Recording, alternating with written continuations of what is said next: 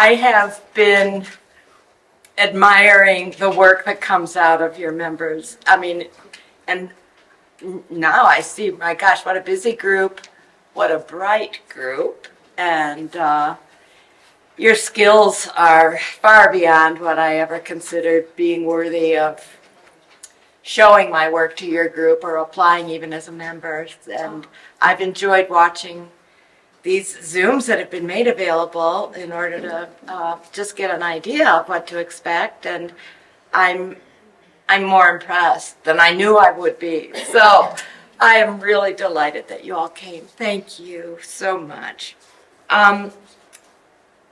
May I start, as I always do in the morning, with the sunrise and in my hot tub. I have to say I live in a very private community up in Placitas. And this is a little mindset for me every day, and I think it really captures the intent of my work, okay? It's non-denominational. I don't want to offend anybody, but this is where I start my day. Deep Peace, it's called, and the author is Carrie Grossman, and I found her on a little app for meditating. It's called Insight Timer. I want to give them credit because they have 3-minute, 4-minute, 10-minute meditations, meditation music, whatever. But this one resonates with me anytime. Deep peace of the running wave to you. Deep peace of the flowing air to you. Deep peace of the quiet earth to you. Deep peace of the shining stars to you. Deep peace of the gentle night to you.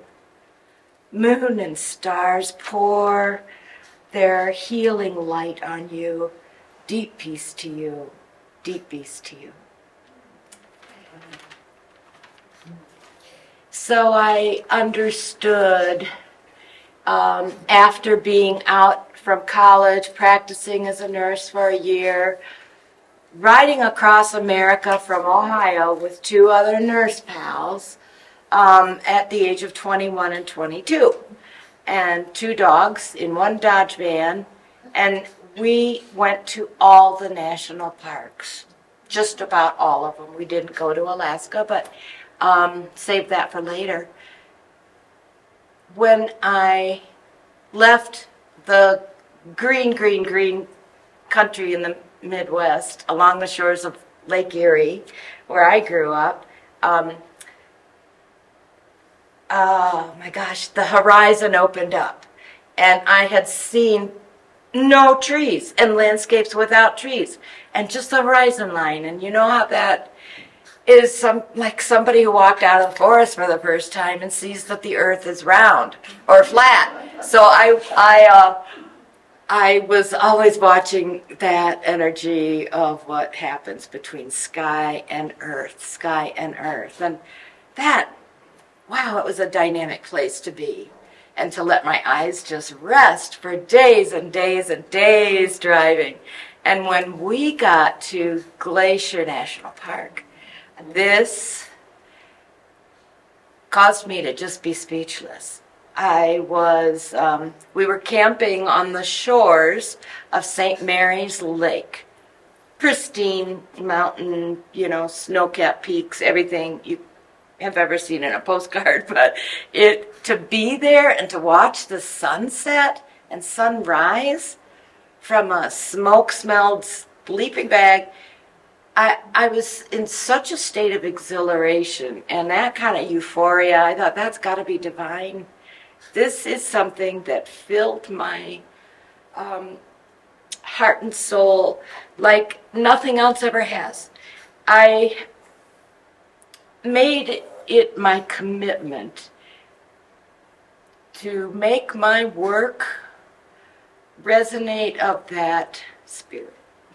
I wanted it to give you a sense of, hope. The divinity is all around you if you just really open your eyes and look and be with it.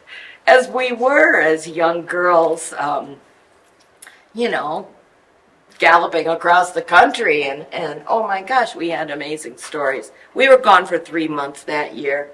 And then as a nurse, those were the days when you could leave your job and come back 2 months later and get a pay raise. So it was really a good thing. Okay, so I started working in pastels because my next door neighbor, fast forward, moved to Milwaukee, Wisconsin. My next door neighbor was an incredible pastel portrait artist named Christine Gunther. She had such refinement in beautiful portraits, and she asked me to pose for her class, which is kind of crazy. I was 40 years younger, so I think I was something to look at then. But I posed, and they did portraiture of me, and I got to hear her coaching, guiding, educating, her demo. So I learned so much, and I fell in love with pastel and its brilliance and that seductive quality that was so much more superior than what I had been working in my 4 years of college fine art program. The first 2 years of the university art program, it was just black and white drawing and design. And you weren't introduced at all in your work to any color at all for 2 years. So that's pretty great discipline, you know. So I had the drawing thing, I was confident with that, and then I got into pastels. And then what happened is, okay, so what I wanted to talk about to you, okay, how relying on your senses will add enchantment to your paintings. Sort of like what I just talked about. Letting go of expectations, comparisons, rules, and judgments. And I cannot tell you, this is my largest hurdle in life. I tend to be sort of a recluse. I don't join anything. I participate in our annual Placida Studio Tour shows. I have had a long ride with many galleries in the past. I have won fabulous awards that have given me great recognition. And so I still, you know, I don't know about you, but telling myself I'm good enough is just hard. Very, I can't, because I don't feel it yet. It's a forever quest. Why do you paint? Why do you paint?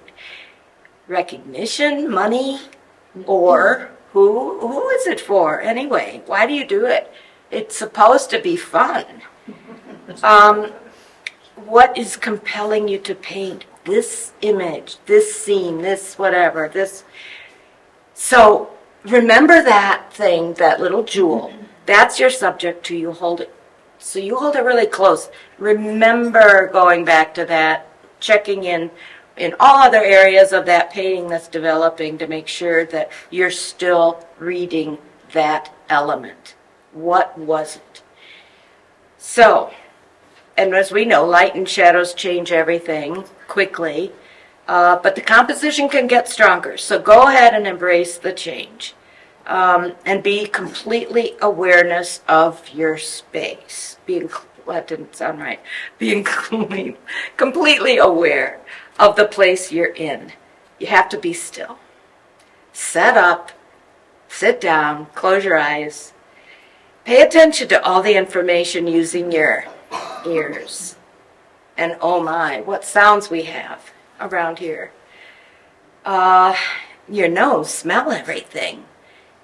Touch the feel of it and you know, move in and out and around your space, and if safe, taste. So I took a lot of hikes here around Placitas and Sandoval County and Taos, and with a really accomplished hiker, naturalist, vintner, sculptor. Louisa knows him.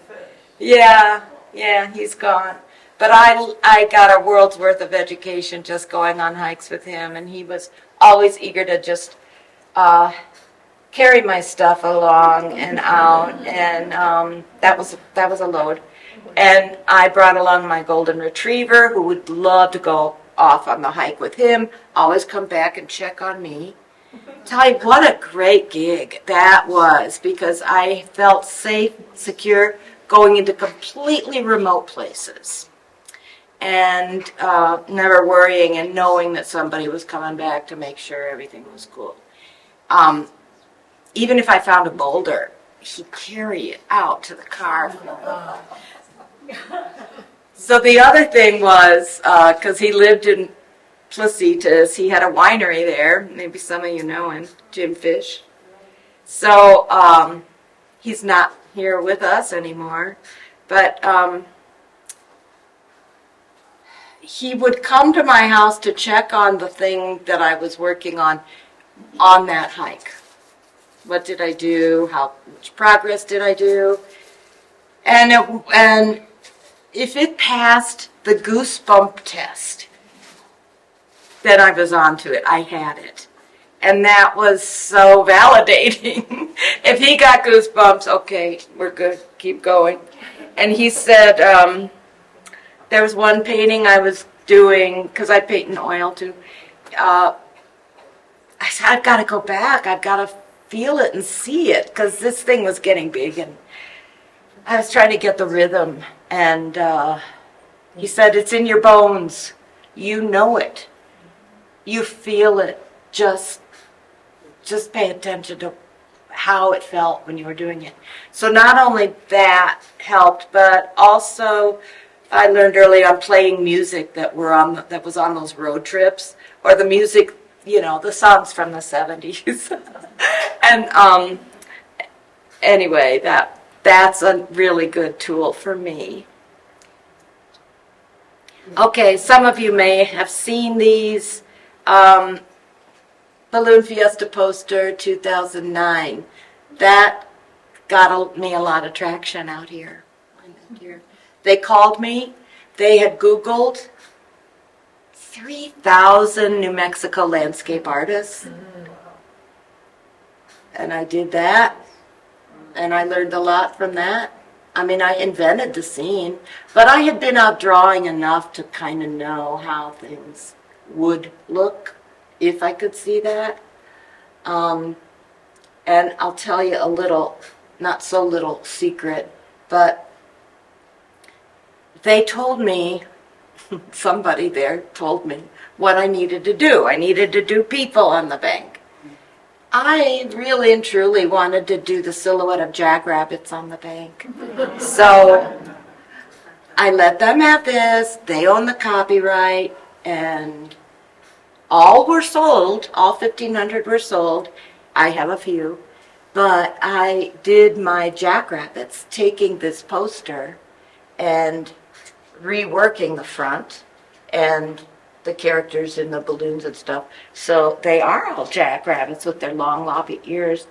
And you know what? I wrote a children's book about the Jackrabbit Fiesta, and then I made a lot of little copies of my jackrabbits because I owned that copyright. And that was great. People love it. So, okay, the other one was done up at that winery in Placitas in about 2 mid-afternoons. I had a couple hours the first day, quit. Couple hours, I wanted to get back while the tree still had leaves on because they were blowing off pretty fast. So that one was done, and I'm very proud that that one went and got the coverage it did. The Placida Studio Tour chose that as a poster one year, and then they put it on a billboard on I-25, and then a movie producer asked if they could borrow it for a movie that was made here in Albuquerque. And unfortunately, they dropped it and the glass shattered and sliced the paper. So I repainted it in oil because it was a nice image. So I used oil and I came up with an oil painting, and so that was enjoyed by a lot of people. Okay, tell me to move on and keep going. Speed it up because I'm really on a roll now. Let's see. Back in Milwaukee, before I moved to New Mexico, I was doing these drawings, black and white, little, journal sketches. In wide open places, her heart soared like a bird. I really felt kind of trapped, as you can imagine. And I had spent summers out in New Mexico house sitting or staying at bed and breakfast, hostels, wherever I could, and had that experience where a bouquet of roses in my window, I saw the similarity with the pinions out in the hills outside of Santa Fe. So I did that. The desert is a bed of roses at night. And then the bottom left one is the northern lights on the Rio Grande. And I've done paintings of that because I actually witnessed it, and I felt like it was an image that was one of those, knocks your socks off. I was going through a period of insomnia, living in a hostel down on the river in Pilar, the plum tree. They had workshops down there. It was very rudimentary. But boy, to walk, so I was driving around, going over to the Gorge Bridge. There's a little one-lane bridge out in Pilar. And so I would just park there during the wee hours of the morning and watch this phenomenal light show. Okay, now I'm going to just pick it up. Early pastels from my little home. So I've got the BLM land, Pueblo land, the river's a little further down, and then there's these fabulous storms that we get.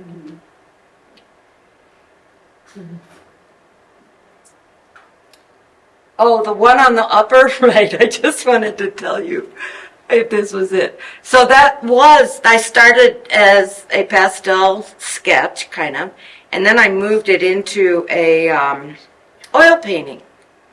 And it was going to be commissioned. It was commissioned. So I really expanded the scale, I don't know, like 48 by 36 or something. It was on an easel in my little back bedroom, which was my studio years back, and I left the house with the window open. I didn't know better. I should have. So it blew off, and there was a big hole poked in the middle of it. So I was really sick about it because it was just about ready to hand over. And I called some art restoration experts that I found online, thankfully, and this one gal told me how to repair the canvas archivally. Oh my gosh. That's a process, I'll tell you, but I followed meticulous instructions and it worked. Wow. And I told the buyer, of course, this is what happened. I'd give her a discount. She loved it anyway. Okay, here's a couple of the Cabazon Peak and out in the Ojito. So my friend Jim and I would walk out there, drive all around, morning view, afternoon view. Here's a couple night ones for you. Okay, my view from Pilar. Okay, the shower of stars on the left. Yeah, actually, yeah. It's Sumi ink on what is a product I'll never use again called pastel cloth. It was a non-woven fabric with a tooth on it, very uniform tooth.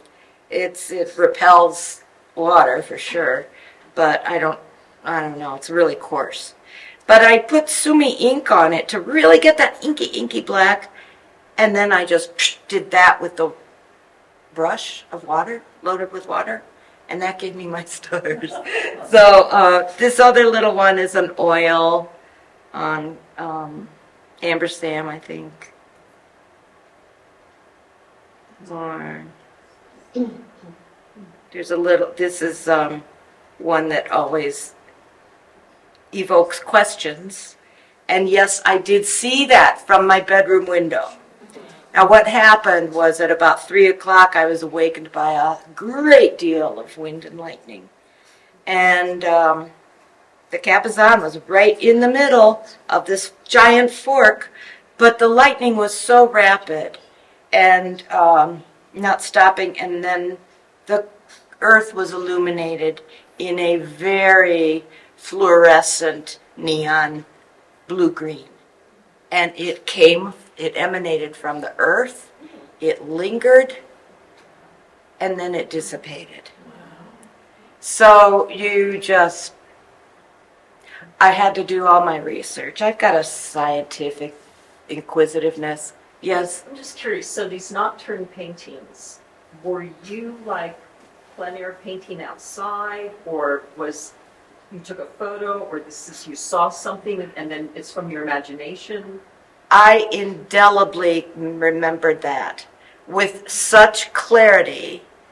I knew I couldn't make it believable. I knew I didn't. It was such a mystery that I held on to it for years, Valerie. I held on to that image for years. I wrote about it. I inquired about it. I feel like I wanted it to have credibility, but also be very mysterious. So that's what came out of it. I think it did capture it. Yeah. That's the green, that blue-green neon. And it lingered in the sky. Lightning was still going on all around. So I'm still wondering. And this was down on the Rio Grande. I love walking through there at night. The birds are incredible, nocturnal raptors and creatures, and a full moon. So locally, I was so in love with the bosque and the river. Now, after Jim passed away, he was from West Texas. Yeah, have you all been to Big Bend, or does anybody know it? On the river, it's on the border. It's the biggest state, one of the biggest national parks. So it is very, very arid and dry and magnificent. It's huge. There's the Rio Grande. I rented a little old Western little, it was probably like a little Airbnb. But I stayed there for a few days, and I really wanted to have an authentic experience of what Jim had, because he left for me to distribute all of his wood sculptures. He had a winery full of wood sculptures. So in homage to him, I got us a dual show down at the Hotel Marfa, Texas. And that is well known for Donald Judd putting in a big art installation. He has many sculptors who come there and fill it up. I beg your pardon? The Marfa lights. The Marfa lights that's one of those phenomenon.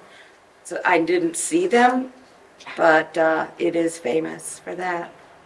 The Marfa Hotel is this grand old 1880 elegant hotel. It was the middle of the oil boom and cattle ranchers, and when that really reached an economic peak.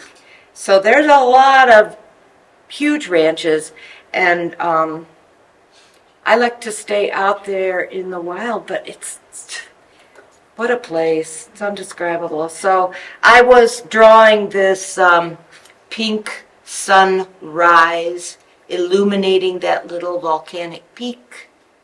Yeah. And there's the way I work. Mm-hmm. And so anyway, turning around and seeing that pink illuminated peak, that became the painting instead of all of those other washed out little hills. Okay. Casey Klon is a well-known pastel colorist. I studied with him, and boy, that changed the way I saw things. Or else I had always seen things that way, and they became more clear to me. More clear to me. Simplify, simplify. And it's all about this dance of shape and color. There's the bosque, we know. And I use that a lot in my work. And then to my west is the Ojito Wilderness and Cabazon Peak. This is just, I don't know why it's here, but it shows you why my work is not real refined, sophisticated, or representational. It's so important to me that I stay free to work the way I see it and I want it to feel.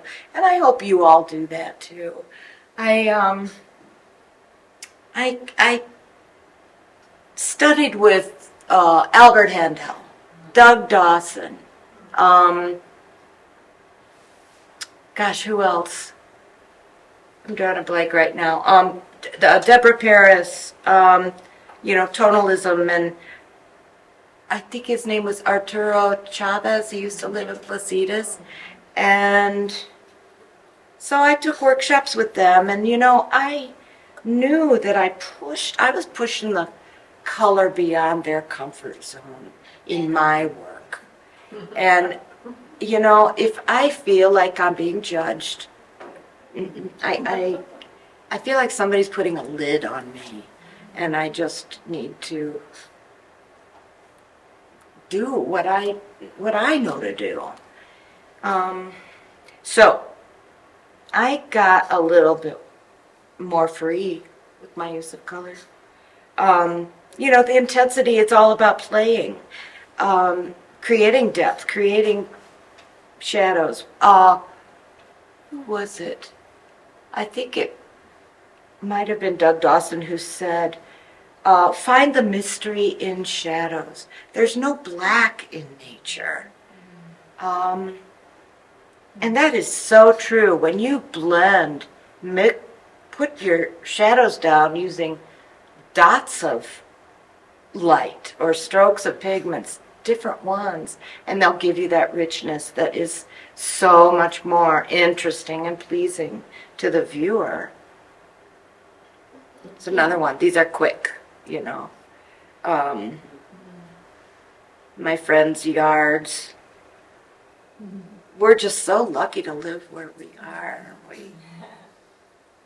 The pastel is a dream.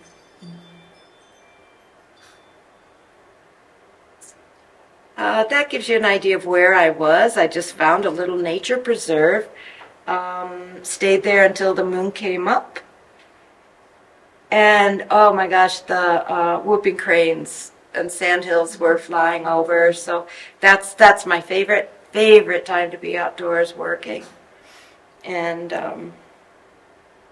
then you get the owls and the hawks. And there's another Bosque del Apache. This is back about 15 years earlier to time I spent on Tybee Island off the coast of Savannah, Georgia.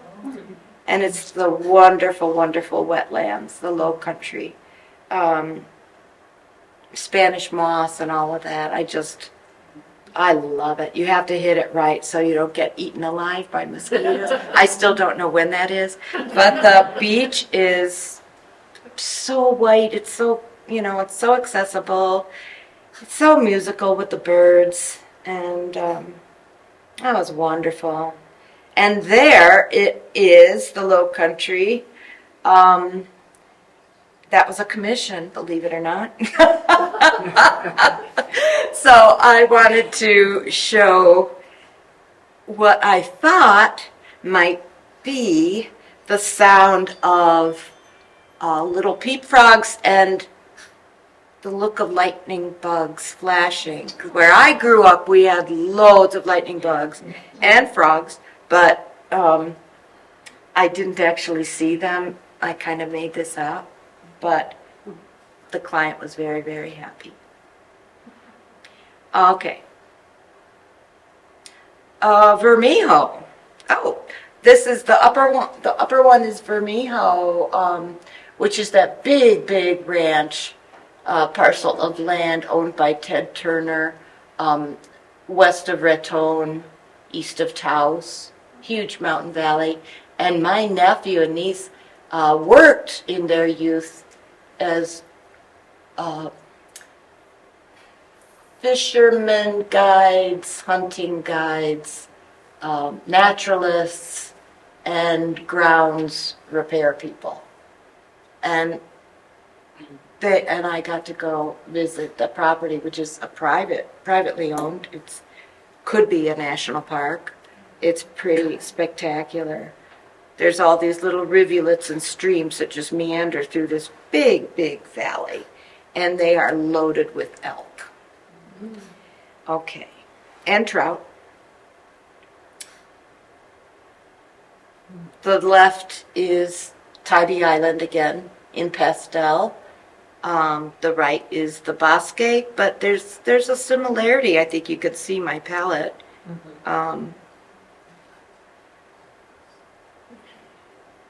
Yeah.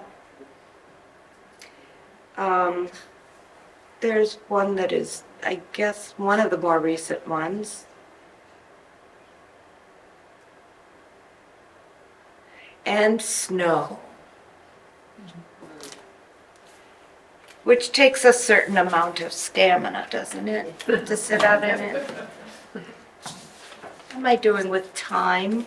Are we running out? We're good. Oh, okay. Okay then. I had a show in Milwaukee, Wisconsin at Concordia University with a sculptor, a marble sculptor named Susan Falkman, who also lived in Mequon, the suburb that I did and Concordia University was in.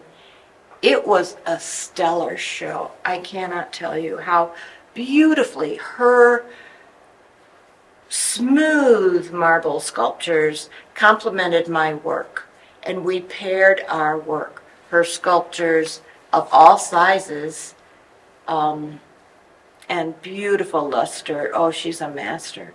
And then, so because I couldn't be in attendance every day, this was up for a few months, I wanted to leave, pardon me, a little book that could describe how I work. Can I share it with you? Yes. Yeah. The earth is always singing. I'm particularly aware of this when painting outside in plein air fashion. Sometimes a rhapsody, sometimes a symphony, sometimes the solo of a Native American flute. In the studio, I play songs that are themes to my life, and paintings emerge accordingly, such as Fields of Gold, Sting, that album, I love that. Lying to the Moon, Emmylou Harris. Any old, rock and roll, lullabies, loves, ballads. I am affected. The rhythm really gets into my artwork, I think.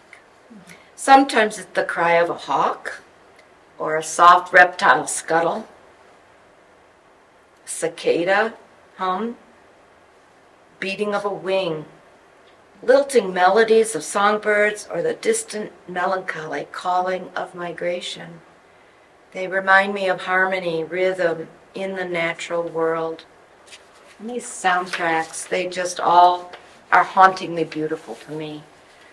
The full glory of heaven is my constant inspiration. Luminous, ever-changing, misty and billowing clouds created by molecules that arise from distant oceans. A perpetual ballet of color and form, a dance of shadows across the earth, and vaporous angels.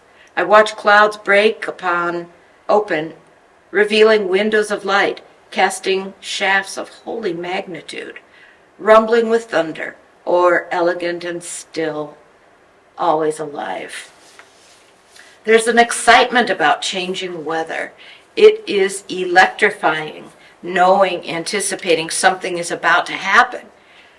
I used to think the most dynamic place to paint was the horizon. The incredible energy was right on the line where earth and sky meet. Now I know it's being in the landscape, not gazing at a point far away. I thrill with the immediate shift in air instead of feeling vulnerable or afraid. When the wind whips up and skies darken, I welcome whatever comes and trust that whatever it is will be good and holds for me a lesson. And I have been caught in many a storm. Drawings turn into paintings real quickly, don't they? And then there was another shift. Landscapes had become safe, but painting water, oh my gosh, impossible. Mm-hmm. How could I ever manage to capture its essence? A fluid mirror, layers of depth and reflection, all broken up on the surface by air, by its own current below. How can I create the slippery surface of transparency with reflective color in motion on my flat paper? It's a lot. Water is integral to that special sense of place. Without honoring its presence in the painting of landscape, there left a void. I took a Doug Dawson workshop. I tried to learn from Doug the challenge and how to capture the moving fluid. I dream often of floating or bobbing and being carried weightlessly. I love the way water carries me towards understanding. And therefore, that is something that I am now always, I have it in my mind. Okay, there's an inherent color to the water, its clarity. There's an inherent, and I'd say that's the lower level, and there's currents too. It's moving the upper ones along, and then I'm probably not telling you anything you don't already know. But, there's just, of course, the reflected sky. And it's that slippery mirror-like surface, but then there's the currents that are propelling it all in a certain motion. And there's nothing like the sound of being along a little stream bank. It's just such a delight, a challenge, and is full of opportunities to learn. It took years of seeing trees as masses, too complicated for me to spend the required time for any real detail or definition. Then I became intrigued by those that were solitary. I wanted to understand how to draw them and their gesture. So what I found was their strength, their individuality, their unique patterns of growth, their contours constrained by their environment, and mystery in their shadows. Life therein teaches me to see. And I view these cottonwoods after so many times viewing them and watching and being in them. They are absolutely beautiful, graceful dancers. And they get into the most beautifully contorted, twisted gestures that defy any animal's ability. Another artist recognized a path in many of my pieces, a winding trail or road, a slice of, I should give you something new to look at. Let's see, a slice of shape cutting through and back beyond. Perhaps unconsciously through making art as my personal life was changing paths, I was exploring, noting details along the way, not sure where it would all lead, not knowing quite what lay beyond. I truly enjoyed the way to where color creates the illusion of going on and on. No end, but suggesting a secret, wondrous peace lies ahead. So there you go. Now I'll get back to showing you work with the snow on my beautiful backyard. Okay, now this is the up-and-coming Sandia Heights Studio Tour, of which I'm a guest in. And I'm so grateful I'll be able to show some of my work in one of the studios of exhibiting artists. So that's another really dynamic organization, and I'm very proud to have another event to partake in. So thank you. Thank you, thank you, thank you, thank you. I guess I forgot to ask you to interrupt me anywhere if you had a question. I'm curious about process. Do you... Oh gosh, here it comes. Okay. Do you ever do, what do you call it, underpainting? Yeah, a color wash, absolutely. Okay. Uh-huh. Yep, I use those old little bits and nubs of pastel that end up becoming just dust, you know. I just grind them in. Or I tone it based on the atmosphere at the moment of where I am, and then use mineral spirits to go over, or alcohol. And what substrate do you use? I'm sorry? What paper or what's your surface? Oh gosh, I was afraid of these questions. I use what I have, and I always get archival paper. The more rigid, the better. So A lot for of tooth or not much tooth? I go with a mid-grain, I'd say 400, 600. I like that. Yeah. Of course, we all love the Wallace when it was available. That's kind of the gold standard.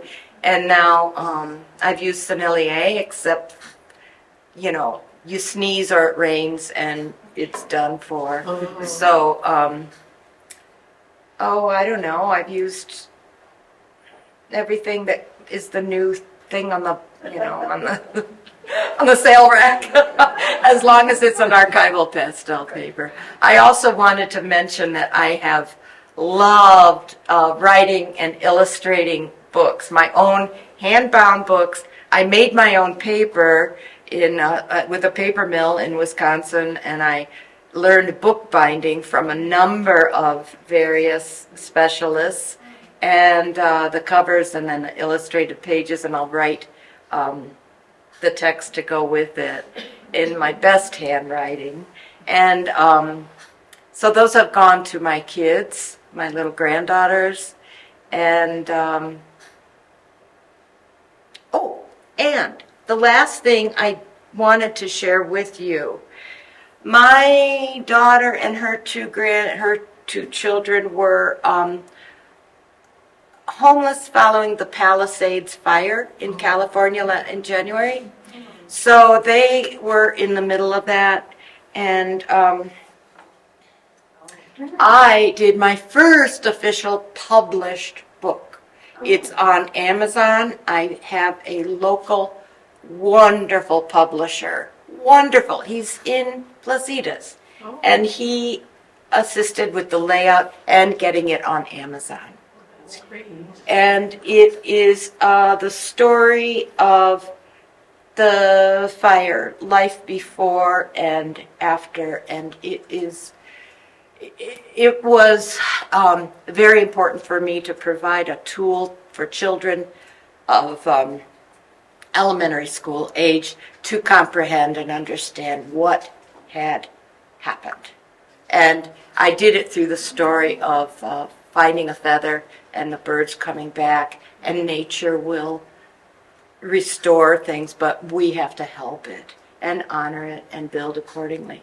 So this has been real meaningful for my own family. I presented it at their school, and it was very, very touching because classrooms of second graders all could see this, and it was projected on that screen, you know. So I've got the fire and the rabbits running, and then eventually the rainbow comes back. And then in the back there are pages with drawings suggesting you can draw whatever things you'd like to see of nature coming back. What did you lose? What happened to you? What made the fire in the sky?